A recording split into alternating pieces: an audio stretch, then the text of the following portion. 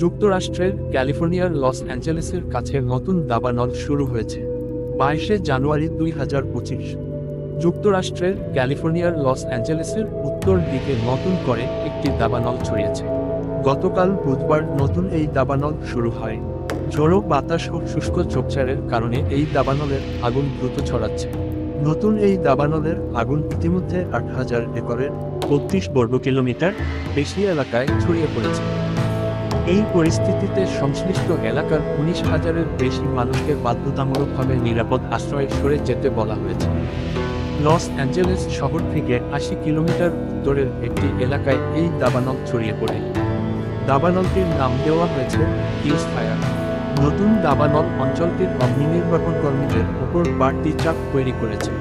সবে তারা নগর এলাকার বড় আকারের দুটি দাবানল নিয়ন্ত্রণে আনতে সক্ষম হয়েছে। এর মধ্যে আরেকটি দাবানল শুরু হলো। দাবানলের কারণে লস অ্যাঞ্জেলেস কাউন্টির ক্যাস্টেইক লেক এলাকার বাসিন্দাদের সতর্ক করেছেন কর্মকর্তারা। তারা বলেছেন, বাসিন্দাদের জীবন তাৎক্ষণিক হুমকির মুখে রয়েছে।